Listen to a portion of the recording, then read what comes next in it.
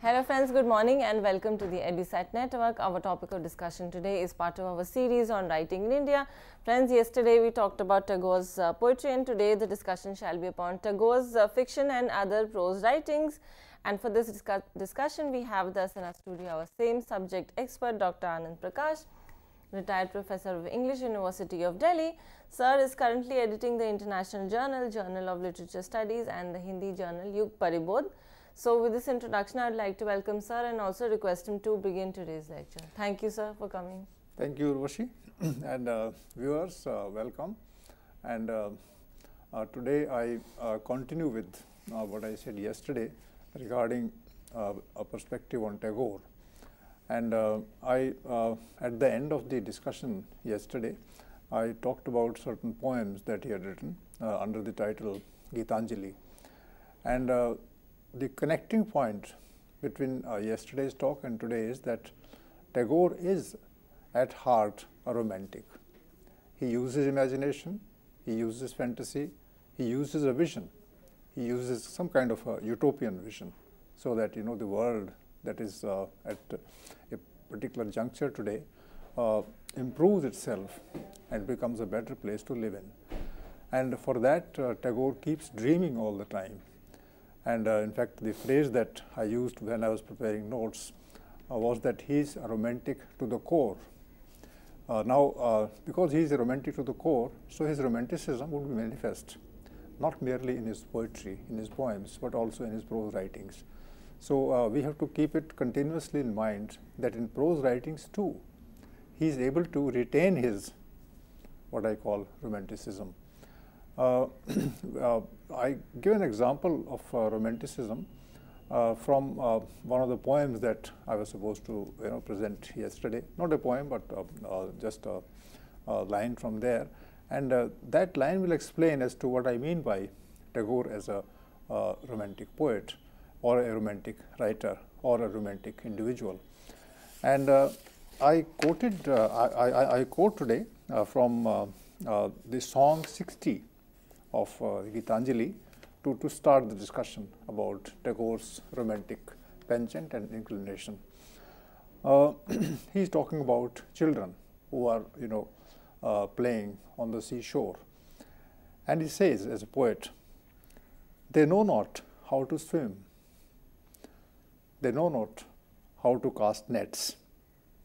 Pearl fishers dive for pearls, merchants sail in their ships, while children gather pebbles and scatter them again." This is totally different from the pearl fishers and the merchants. They seek not, the children seek not for hidden treasures. They know not how to cast nets.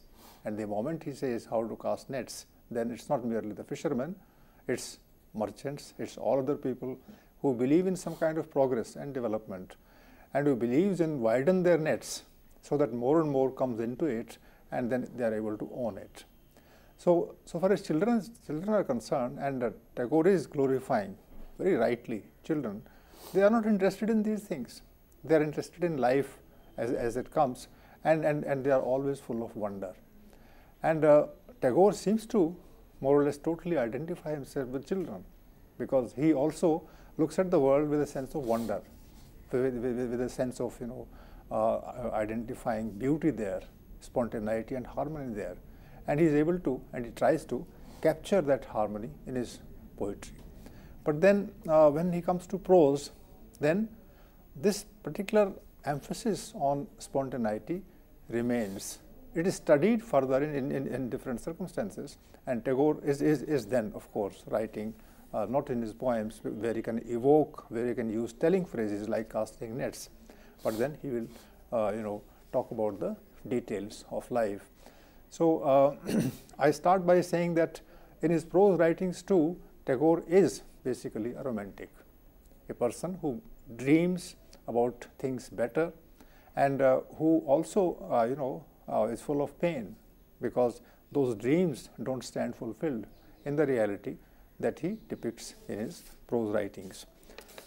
Now, before I discuss the issues that he presents in his prose writings at various levels, I would like to familiarize you with, the kind of things that he has written under the title prose.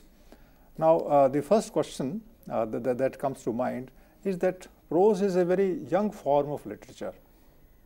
In India, you have very few prose writings in the ancient period or in the medieval period or even in the early modern period, which would be, let's say, the 19th century. In fact, prose begins with the 19th century in the sense in which we use the term today. There are, of course, prose writings, that there are economic tracts, that there are political tracts, that there are short stories which are also in prose, in Sanskrit prose, for instance, and in Panchatantra you have a lot of prose, but then one doesn't call them prose because the basic discipline is of explaining as in philosophy, and there too in Panchatantra, for instance, on every page there will be verses, and after that there will be description, and then the verses come again. Epics are always written in verse, whichever period they belong to.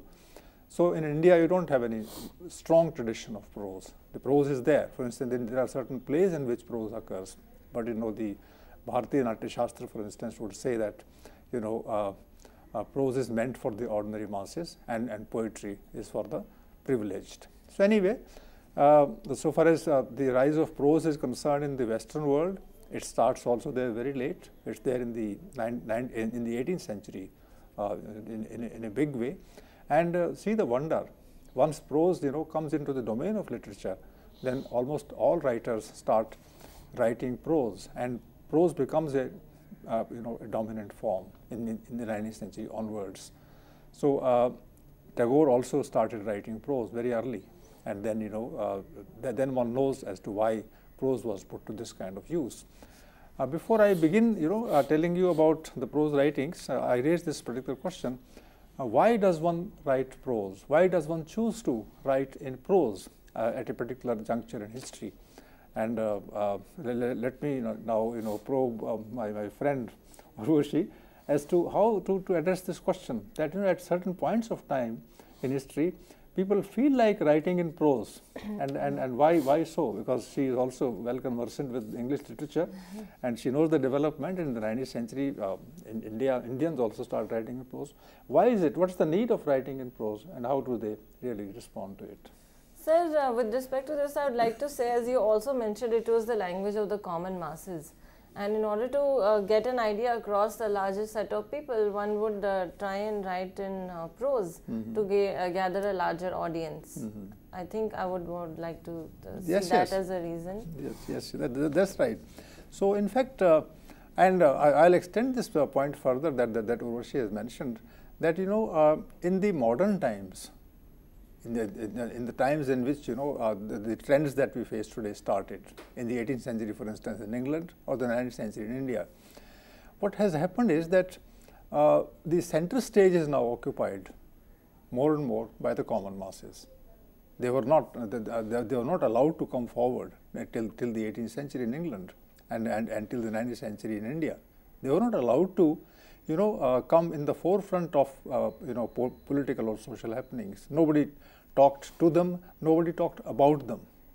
So most of the writing in literature and elsewhere would be addressed to God, addressed to morality, addressed to orthodox principles, addressed to how life is to be lived, what the lessons that are there that we have to learn, etc. And it was a kind of pedagogy. It was a kind of teaching at that point of time.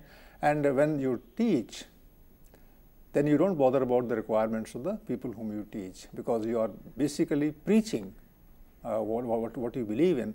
And for that, you will use forms which are available only to people of one's own level, not the lower masses, because they don't understand this. And in fact, a kind of poetic writing, a kind of versified writing is meant to keep knowledge away from the ordinary masses. It's a different thing, that when one talks about life, when one talks about all these things, then one has in mind the life in its totality. But then poetry is always used in such a manner that the knowledge is kept away from the masses.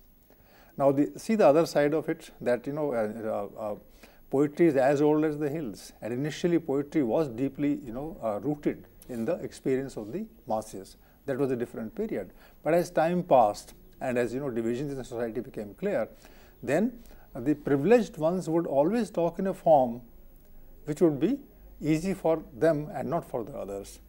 But in the 18th century, 19th century onwards, people are involved. There's a kind of power game whose arithmetic has changed. Now the power comes from mass following in the 19th century. And in order to have the following of the masses, one has to talk in their idiom. The other thing that I say, and that is directly connected with prose, is that with the romantic trend in English, and maybe also with the romantic trend in India, what happened was that people started talking about the ordinary masses because they were near nature, they had a better idea of harmony, and that romanticism was about the common people. In fact, the person, Wordsworth, who wrote the preface to Lyrical Ballads, said it so very clearly that he would like to write in the language of the masses. He was, of course, talking of poetry, but then poetry also, he said, would become simple. So this point is to be kept in mind, that Tagore writes in prose in the 19th century because he wants to communicate certain ideas, principles and values for the benefit of the common people. His sympathies are there. And when he's talking of children playing on the seashore, the line that I quoted, then he has in mind not children of the privileged and the upper classes who are never allowed to come to the seashore and play there. It's only the fishermen's children. It's only the villagers who live in near the sea. The children will come and play with pebbles on the seashore. So one sees that this kind of nearness with the common masses, it is that which inspired the writers to use prose. The way the prose was talked, the prose was a medium of conversation, and the ordinary issues could be expressed much more authentically, through prose. So anyway, we can keep this point in mind regarding writing of prose, and the 19th century and the 20th century are the ages, are the epochs of praise of prose in India. So now this point doesn't require any extra emphasis. Now, Tagore's major novels, for which he is known, I at some point of time read all these novels in translation. They were in Bangla originally. And I read, for instance, The Home and the World.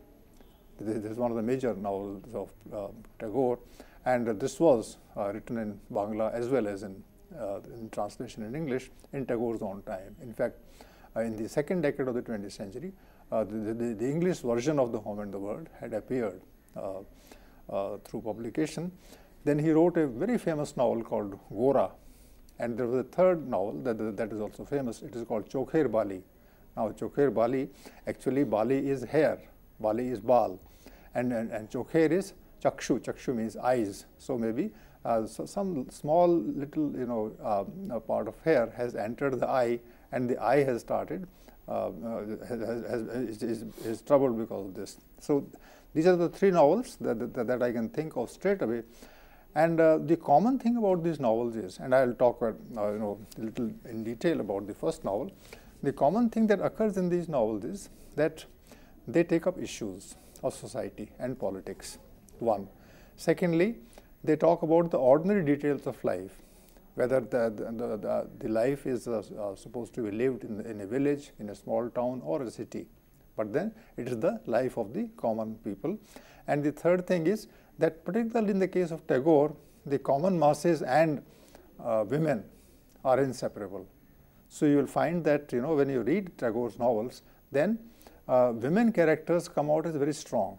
This point I made earlier also, but then this is to be emphasized in the context of Tagore's prose writings, that when he writes stories, when he gives a narrative, when he dramatizes those narratives through dialogues, then he gives an equal place an equal importance, if not more, to the women characters.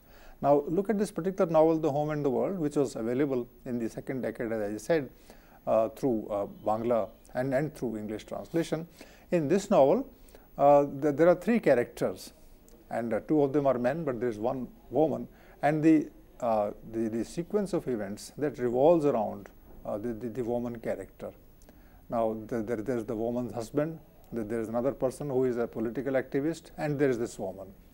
And this woman, Bimla, in the novel, she, of course, is a very fine, sophisticated, upper-class, sensitive woman, and she is totally devoted to her husband. And yet, at some points of time, she wants to think of the world outside the home, the world that is in the text. And then she starts wondering whether she is living a proper, kind of life at home, within the four walls of the home, or whether she should be interested in the issues that confront people outside in the world. So Tagore gives, a voice to this character, and she comes, at regular intervals to talk in her own voice. She uses the first person, singular, I. The same way as Nikhil uses the word I. The same way as Sandeep uses the word I. And these people alternate. So one after another, they come and they give their version. And as they give their version, then the society, then the story, starts moving, and it reaches its end. So Tagore is doing three things in this novel. That he is making a narrative, presenting a narrative for the benefit of the audience, to understand the predicament of the woman who is pulled on one side towards her husband, on the other side towards the world outside. Should she play a role as a wife, or should she play a role as a citizen? This is the question that Tagore poses. Now, since it's the woman who is at the center, therefore, Tagore would look at her sympathetically. And since Tagore is talking about her predicament, therefore, the writer, the reader would always be, thinking about her fate and her, helplessness and her compulsions and her problems, etc. So it's a woman-oriented novel. And Tagore is writing this novel in the early 20th century. Now, this novel tells us at the second level that the issues in the world are different from the issues at home. And at home, the issue is to run the home efficiently, to facilitate the life of the husband and the family. And then there is a mother-in-law, and there is an aunt, and there is a neighborhood where women remain segregated. They don't generally interact with men there. And maintaining this home is a whole-time job, so far as the woman is concerned. So her role is completely well defined by the tradition of a woman's life.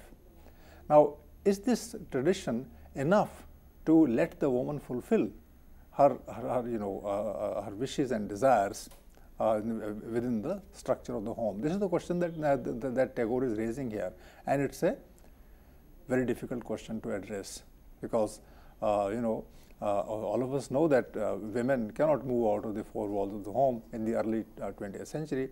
And if the writer is giving a chance to a woman to imaginatively go into the very question of playing a role outside the home, then it is very threatening for the males of the time. And this novel became quite famous for this reason, that there was a woman who wanted to break free from the shackles of the tradition of home, and she would like to play a role outside. Now, the moment the word outside comes, and then Tagore starts thinking about the political question. He is writing this novel in the second decade of the 20th century, and this novel would be capturing largely the life that was led in the first and the second decades of the 20th century. And Bengal was more or less totally destabilized at one point of time in the first decade of the 20th century, when it was divided into two parts, the East Bengal and the West Bengal. And this famous or infamous Bengal division, this occurred because some kind of harmony was sought to be created through dividing the people, which is a very violent act. How can you divide the people, just like this, that this part of the region belongs to one side, and this part belongs to the other, and then They have their connections, they have their links, they have their spontaneous equations with one another, and suddenly one day you divide them into this. So in fact, it was called Bhanga also. Bhanga means disturbed, disturbed Bengal at that point of time, and this was a major political theme of the time. And this novel has at its background the Bengal division of 1905. And after that, what happened was, it was a political thing that happened. A large number of Bengalis then started thinking that they should work for the glorious ancient Bengal, or the glorious tradition of Hindus at that point of time. And well, you bring in the question of Hindus, that very moment the question of Muslims also comes in. So just see the communal kind of divide that will happen around this time, and Tagore is going into this question, and there is a kind of revivalism that is represented in the novel by the character Sandeep, who is a political activist, and the woman doesn't know whether to sympathize with Sandeep's mission to glorify India, to glorify Indian tradition, or whether she should remain at home and agree with her husband, who is a liberal, who doesn't believe in this kind of revivalism, who doesn't believe in any kind of Hinduism. He's a liberal, he's a modernist, he's a rational person, and he wants to see people as human beings, not as Hindus or Muslims. So imagine that very subtly the writer is able to raise the question of communalism, revivalism, and modernism in such a way that these things become part and parcel of the struggle of the three characters that are presented here. So viewers, I asked this question from you, and I might also request Urvashi to talk about it. Is it a political novel? Is it a social novel? Is it a novel about ideological issues? And if that is the case, in that case, isn't the writer treading a different kind of path? He's now not talking about poetry. He's not talking about those great issues of spontaneity and clouds and water and freedom, etc. He's talking about the directly political issues, and whether this kind of a thing would have been possible in the case of poetry or songs. So what do you say regarding such a thing as this? Sir, like you said, he's definitely trying to raise the question of communalism, revivalism, and also modernism, and he's trying to bring a new kind of literature that was perhaps not being written, but he comes up with ideas and trying to empower the woman and trying to show that the woman is strong enough and that she could even go into the outside world and play a significant role. And as you were discussing, I was also thinking that the novel would have met with a certain resistance, and again, but it would have inspired a number of women also to reckon that this could also be possible. And now, Urvashi, there is one thing more that is of interest, and that has come into the debate, and that is that Tagore is writing this novel near the First World War. And this novel we published just, I think, 1916 or 17, when the war is going to end, etc. And when he's, attacking revivalism, when he's attacking Indian nationalism of that kind, when he's bringing in the question of nationalism and says that nationalism is wrong, that, going back to India as a country, as a big country, that is wrong, and one should be modern and one should be, thinking of development and progress, then some people start thinking that perhaps Tagore is, playing some kind of an opportunistic role. That he wants to seek favor from the Britishers, who also want Tagore to write like this. And some people have raised the question. I was reading a discussion regarding this novel, where it is suggested that Tagore had in mind the idea of pleasing the Britishers, and he was knighted in 1916 or so. He was called Sir Rabindranath and things like that. And in 1913 he had got the Nobel Prize. So he was a beneficiary of the international cultural world. So when he is writing this novel, then he is also committing himself to a political kind of preference, and for which the Tagore may have been criticized at that time, that he being in India, and when there's a movement going on and there is glorification of India, then why should he raise the question of this? So see, as you rightly point out, that it's a novel about the gender question. It's a novel about freedom and justice, etc. At the same time, in the narrow sense of the word, this is also a kind of political act that will benefit certain sections of the privileged class, particularly those ruling groups in India who are supporting the British around the time of the First World War. What do you say on this? Sir, I have also perhaps come across certain debates like this, but unable to ascertain whether that any gravity would be held in those ideas. And perhaps, sir, you would be able to better guide me through that. No. Actually, this question has not been talked at length. But then, writers have this pressure. Even the great writers like Tagore have this pressure of social approval or political approval, or some kind of fame. After this novel and after becoming a Nobel laureate, Tagore becomes so famous that he starts going on a world tour at a very big level. In fact, he has already become a writer of international repute for this reason. But Tagore being a great writer and Tagore being a humanist, he never left the path of humanism, even when he was recognized or he was given some kind of a benefit by the rulers of India, and he was invited elsewhere also. He never ever thought of compromising on the principle of dignity. In fact, when he was talking about the modern ideas, he also at the same time was talking about the ideas in the East. And so Tagore that had a great sense of dignity, and Tagore had that kind of imagination, and the criticism came, but it didn't stick. Or if it stuck only for a short while, because Tagore would be very angry as an honest citizen of India. He would be very angry when 3 years after his knighthood, there will be Jallianwala Bagh massacre in India, and then he would return knighthood. He had that kind of political and social courage. So his honesty, his sense of dignity, his integrity, that always kept him on the right path. Even though at this point of time, and I think we should give him the benefit of the doubt, when he is talking about modernity, then I think he's right. He should have talked about modernity at that point of time. Absolutely. Because revivalism is not the answer. In fact, Gandhi was also a votary of modernity. Gandhi was not a votary of revivalism at all. So that way, and of course, I don't want to go into all this. The question that I'm raising is that when you write in prose, then you get entangled in the social issue, the political issue, the ideological issues, and this helps the writer, at least in one sense, that he strikes a kind of sympathetic chord among the audience and people start discussing him. So when you discuss a novelist, when you discuss a writer, it doesn't matter whether you are going against the writer or in favor of him. What matters is that you started discussing. And when you discuss, then you enter the process of debate. So that's what the novel has done in the case of Tagore, and Tagore became almost a household name after that in India. The novel was translated into other languages.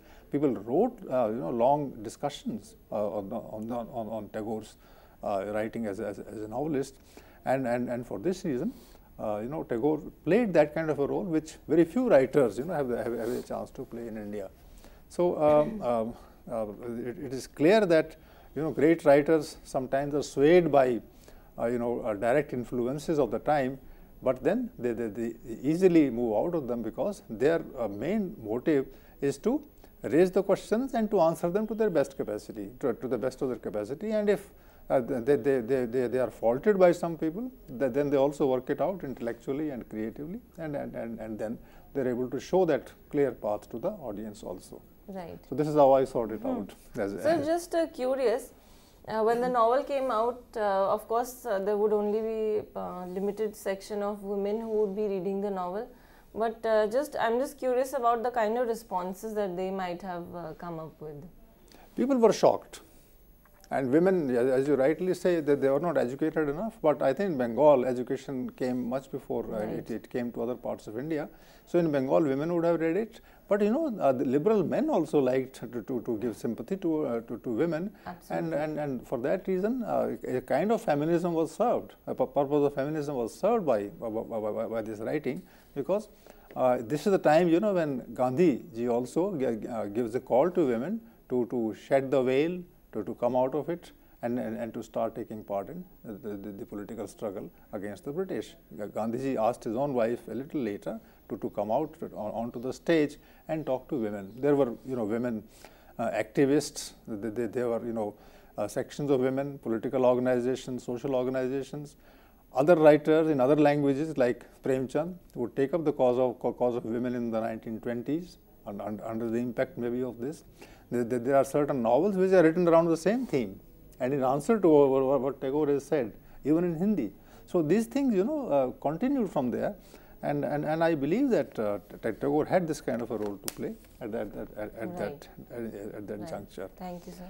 So then Gora and Chokher Bali, talk about the scene in the village, and they also go into the question of poverty, on the question of social inequality and injustice, and the question of the national movement that also occurs in Gora.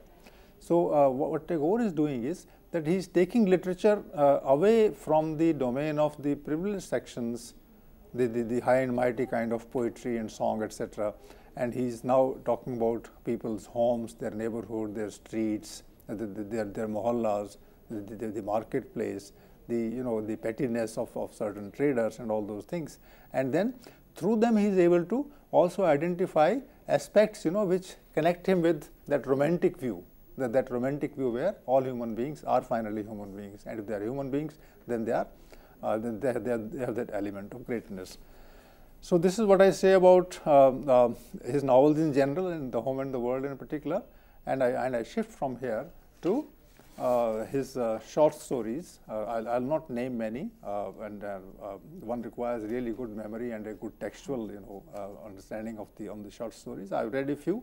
Viewers, you would have at least heard of that famous short story called Kabuliwala, on which one or two films also have been made, and very intense films. This film Kabuliwala was a very intense film, in Hindi, and this was based on a short story of Tagore, and the person who is at the center of the story is a person who comes from Kabul every year, and he comes to Calcutta, and he sells dry fruits there, and he develops a kind of a friendship. He's a middle-aged man, and he develops a kind of a friendship with a child, with the girl child, and she becomes very fond of him, and he's very fond of her. She's 6 or 7 or 10 years old, and then the family in Bengal, which notices this kind of sense of intimacy between the child and the middle-aged man, then they start apprehending trouble. They think that maybe one day he will abduct this girl and take her away, etc.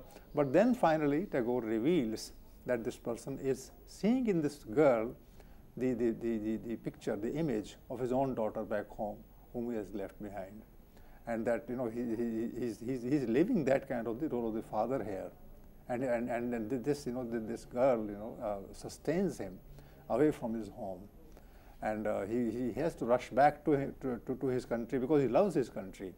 He loves Kabul, but then there is another reason that he loves his daughter, and so far as he is concerned, it is the daughter who is his country. If she had not been there, perhaps he would have settled down here also. So Tagore is very delicately balancing this metaphor of the girl, of the child being the place, the native, being the place to which he belongs, and that the bond is of two kinds. It's an emotional bond. He feels one with the child, and because of the child, he also loves his land, or vice versa.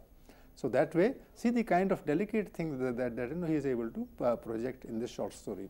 He has written a large number of short stories, and in each story there is such a perception as this. For instance, there is another story that comes to mind, and that is Wife's Letter.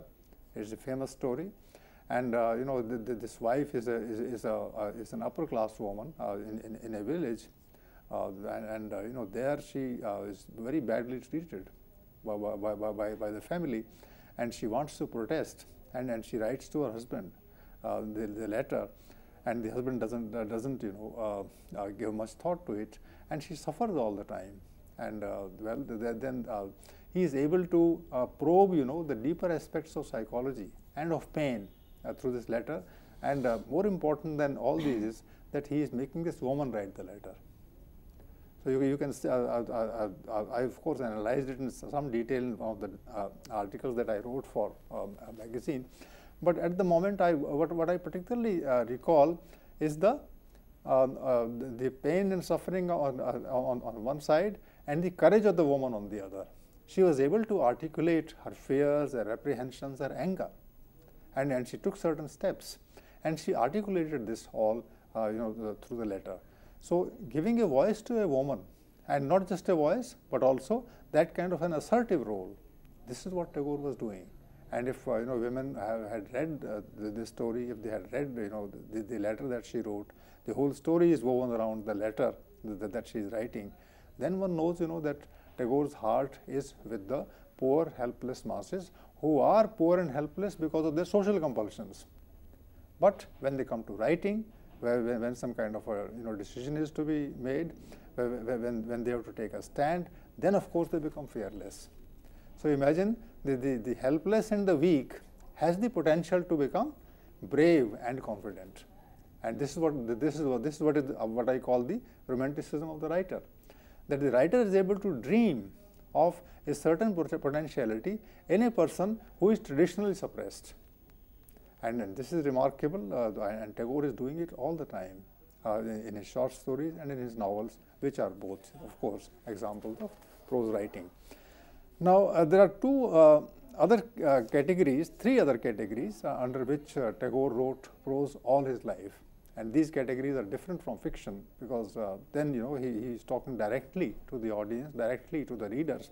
For instance, he has written plays. Now, in plays, there is prose, of course, but there is only dialogue and there is only a situation.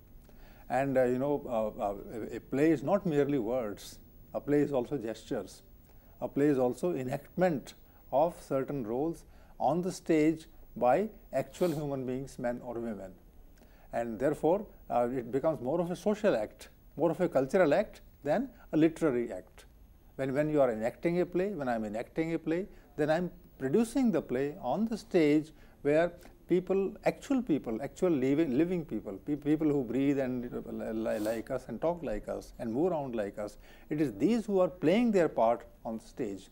And Tagore found this medium very effective to communicate what he had to communicate, and therefore he wrote a large number of plays. One particular play that comes to my mind is a play called Rakht Karbi, or Lal Kaner in Hindi, or Red Oleanders in English. And this is a play. This is a kind of a metaphor. And in this play, Tagore is visualizing. He's using the idea from Ramayana, for instance. And one of the important characters is Ravan. And what does Ravan signify in the novel? And then, well, Tagore says that Ravan signifies material progress. Ravan actually is the king of a great country, of a very powerful country, and he is able to move around with that kind of bravado, and because he has money and he has technological advancement. But on the other side is the figure of Ram and Sita, who are from the forest. Maybe that they have some close connection with the tribals, and on one side are the tribals, the simple folk who are moved by considerations of loyalty and friendship and sweetness, and on the other side is Ravan, who is associated with the courtly life and the power game that kings play. And then he is able to use this metaphor in order to finally say that the poor person in this kind of arrangement of things is Ravan himself. Howsoever powerful he may be, but then vis-a-vis these people who are ordinary masses, he has no significance. So imagine that Tagore can use myth. Tagore can use a popular tale and twist it in such a manner that it becomes contemporary. And this is possible at two levels, that Tagore visualizes, and the other thing is that Tagore is making actual actors to play this role to an actual audience. So it's not that you wait for your book to reach the reader in his or her home. You also know that there are already a few hundred people who are watching the play and who are becoming one with the theme that the playwright is presenting on the stage. So he has written a large number of plays, and these plays played that role of spreading awakening of the masses at that point of time, and he was interpreting not merely the political scene as he was doing in the novels, but he was also interpreting the past, the myths, the folk tales and the folklore of the past, and he was that way a kind of a cultural communicator at that point of time than merely a literary writer, who would appeal to the audience, to the reader through the use of words. Now, this was one important form, and then another form is there that is of essays and lectures. I put them together. I can put them separately also. He wrote essays, and those essays were regularly published in magazines. And those essays were talking about the day-to-day issues, whatever issue might have emerged at a particular time in 1890s, in 1900s, later, etc., in the second decade, third decade, etc. He was expressing his opinion regularly through prose, which was rational prose, in his essays. And essay, is a direct expression of one's ideas. So when you write an essay, when I write an essay, the reader knows that I'm expressing my opinion. It's not like the novel, it's not like the poem, it's not like the play, where you can ascribe the opinion to a certain character or a certain voice. Here, one is writing in one's own voice, and Tagore that way believed in intervening in social affairs at the personal level. Now, some people call it literature, some people do not call it literature, because there is very little of imagination in the essays. But then, all writers invariably express themselves at some point of time through essays also, because they have that kind of opinion to express, and there they don't want to mince words. And Tagore never ever minced words. People might call him wrong, they might call him right, they might disagree with him, they might agree with him, but then so far as he was concerned, if he felt like saying something, then he would say it in the direct expression of the essay. And lectures meant the same thing. In fact, lectures were essays in the in the oral form, because when there is an audience in front of you, there is an audience in front of me, then one speaks, whatever occurs to one in the actual moment of speaking. Therefore, they became a direct expression of one's own views.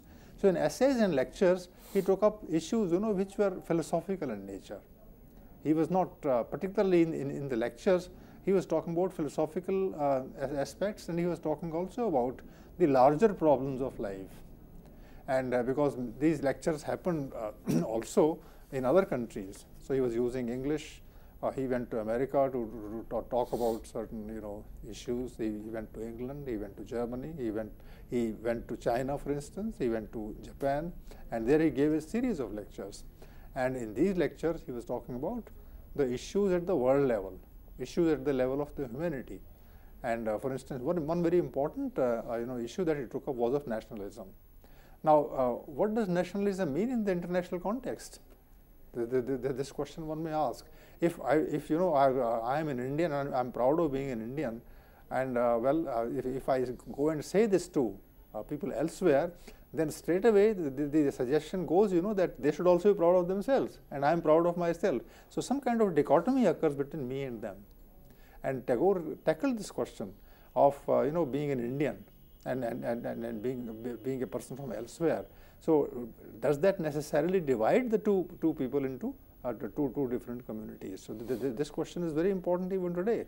That if you evoke too much of Indianness, if somebody evokes too much of Englishness or Americanness, then of course we are dividing ourselves, because after all, the divisions between one country and another, the borders between one country and another are artificial borders. They are human-made borders. Otherwise, humanity is one and indivisible. And Tagore was saying that in the early part of the 20th century. He said that he believes in some kind of unified humanity, and nationalism divides this humanity into artificial parts and segments. And this is a very explosive idea even today. There are and almost every great writer, every great thinker has given one's thought to it. And well, if being only of one country and loyal to one country is important, then how come that a large number of Englishmen were supporting the cause of Indians at the time of anti-imperialist struggle? There were people in England who were supporting us. Romantic poets in the 18th century and the 19th century were sometimes supporting France against England and America against England. So this idea of nationalism is a very important aspect of life, and one should try to understand it in an objective sense, and from the angle of telling everybody that at the end of it, all of us are human beings, and as human beings, if we fight against the other country, then in a way we are being unjust to those people who are placed there just by chance. They might have been born here. So who's enemy? So this kind of a humanism gets dented by the idea of narrow nationalism, and Tagore talked about it at length in lecture after lecture, essay after essay, and in fact some people became very critical of him, but that's how it was. So what do you say, Urvashi, regarding this question of nationalism? That one's country is great, or if all people say that the country is great, then in a way no country is great because my country is great for me, somebody else's country is great for him. So how do we come together? Absolutely, sir. Like you mentioned that this would of course manifest even greater boundaries amongst ourselves, and you also talked very interestingly of the idea of being unified by a certain humanism as against glorifying one's own country or one's own nationalism against another person's nationalism. Mm-hmm. In fact, I was struck by one particular use of the word by Tagore. He called nationalism pernicious. Pernicious is most dangerous, just like a disease which will kill humanity. And because humanity has to come together, he used the word poison, he used the word perniciousness for nationalism. And then of course he had another answer to give with respect to other questions, and Tagore then became a seminal thinker of the world as a whole in the early part of the 20th century, because he was envisioning, he was imagining a world which was not at the center conflicting within itself, but a world which was moving towards harmony and unity. And for instance, he criticized the West. He of course was an admirer of the West, as I said earlier and today also, that he wanted modernity to come in, he wanted rationality to come in, he wanted humanity, the concept of humanity to be accepted.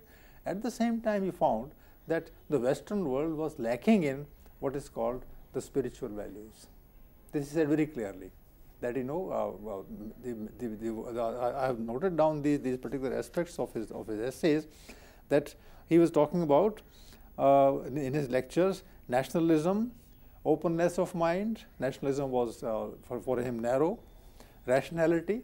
So if you find somebody irrational and that person is in one's own country, then you are supposed to oppose him or her. And if somebody is rational elsewhere, then you are supposed to connect with that person in the positive sense. So rationality is a theme for him. Modernity is good, because after all you can't be bogged down by what existed yesterday, and you have to critically examine whatever happened in the previous period. Taking some good things from there, but at the same time having the courage to criticize those which were negative at that time. So that is what rationality is, that's what modernity is, and he was promoting rationality and modernity. But then he would say that so far as the West was concerned, it was too much materialistic. This is the word he used. And by materialism, what he meant was a trade-like activity, an activity which gave us money, an activity which gave us more and more facilities, but at the same time, a world which did not bother about the state of mind that we will have when we are living a life of luxury, and whether we live for luxury or whether we use those luxuries in order to facilitate us. And this is the question when the principle is not luxury but facilitation, then of course the whole thing changes. So he was raising this question of spiritual progress, being good, being nice, being sweet, being tolerant, being non-violent, being peaceful. These are the values, that he was talking about in the positive sense, and not about a blind pursuit of progress in the sense that the progress is confined to progress is confined only to acquisition of goods, acquisition of facilities. So maybe simplicity is a better value than living a life of luxury, and Tagore would think of moving towards nature. So if he is romantic to the core, the phrase that I am using, then he would like to give a different kind of education to the children. He would not give the kind of education that the Western world developed. The education which gives you an idea so that you become efficient workers, you become efficient citizens, but an education which helps you understand the ways of nature, the ways of coherence, the ways of peacefulness, and therefore his schools and colleges would not be in very large and high-rise buildings. His schools and colleges would be somewhere in the lap of nature, and that's why he had to found that university, famous university, Shantiniketan, away from the town, in a garden-like place where there will be no buildings, but people will move around freely, and they can sit under the trees and next to the streams, etc., and where they would all the time be in close proximity with nature. So this is the kind of thing regarding education, what actual education is. These are the subjects of his discussion, of lectures and his essays. And what he finds, as I said earlier, what he finds wrong in the modern Western world is that pursuit of a blind pursuit of materialism, material interests. Then I finish with the last point today. I have just a few minutes to sum it up. Then conversely, he was appreciative of the values of the East, because if he was criticizing certain values of the West, the modernistic, materialistic values of the West, then at the same time he was talking about the wisdom of the East. So the Eastern people have a different kind of cultural background. They have a different vision of life. They believe in simplicity, they believe in austerity, that they believe in self-control, they believe, of course, in honesty and all these things. And he said that one should, in fact, the West should look towards the East. We should look towards them in order to understand rationality, but they should also look towards us to inculcate the sense of wisdom. Not merely information and understanding, but also wisdom which is deeper than other things. And well, friends, you would notice that the word wisdom is also used by one of the people who inspired Tagore to become a romantic. Wordsworth, for instance, talks about wisdom. He doesn't merely talk about information. And most of the romantics, they also attacked what is called the material progress. In fact, Wordsworth would always, talk appreciatively about the village, about old people, about children, about small girls, about streams, about widows and all. So Tagore that way had imbibed this sense of romanticism, partly from there and partly from the Eastern world. And Eastern world particularly gave him the idea of what can be called transcendentalism. He was a kind of transcendentalist. He was not into the logic of the immediate world, but he was in the logic of a world which would rise above itself and transcend ordinary barriers and live a life of higher reality and higher wisdom. So this is what he was preaching all the time. He had made a mission of life to go around and talk to the people, and he also sometimes ruffled feathers and made people angry. But that was his job as a thinker, as a writer, as a novelist, as a propagator of values. And I think Tagore succeeded in creating an alternative paradigm of living, and for that he used prose to very good effect. So with this, and if you have something to ask about my conclusion or the points I said, I'd be welcome to respond to. Sir, I just wanted to ask you about the plays that Tagore was writing and also staging, of course. We talked about one of the plays, Red Oleand. Sir, how popular did these plays become? And also I wanted to ask you about the characters. Were the female characters also played by the male characters? Well, it's a very good question you asked, Urvashi, because that Tagore didn't merely produce his plays; he also acted in his plays. Okay. Yes, and he must have. I'm not exactly sure, but I think the women's parts were played by women, and sometimes men also would play those parts. I have a vague, idea that perhaps Tagore sometimes also played the part of a woman, but I'm not sure, so I can't commit. But Tagore had that kind of that kind of sensitivity about women characters and about people who dreamed and all those things. So and Tagore was a good singer, and Tagore knew his music very well. He composed his own songs. In fact, he was so much into music and drama that there is a whole tradition of Bengal music called Ravindra Sangeet. And he took these particular melodies from the folk music, and it is sung all over Bengal. And Tagore is a household name partly because of his music and because of his plays. So Tagore was not just a master of the words; and of course he painted. For a couple of decades, he kept painting also. So he was a painter, he was a dancer, and he was an actor, he was a singer, and he was a writer, a poet, etc. And he was a preacher. Preacher, not in that sense, but definitely, if he had some conviction, then he would like to share that conviction with the audience. So this kind of personality is very difficult to get in the whole of the century. Absolutely. That Tagore, he's an all-time icon of Indian genius, and he should be respected, and one should take inspiration from such a person as this. Absolutely, sir. A remarkable personality, and I'm so glad that we had a chance to discuss him and his works.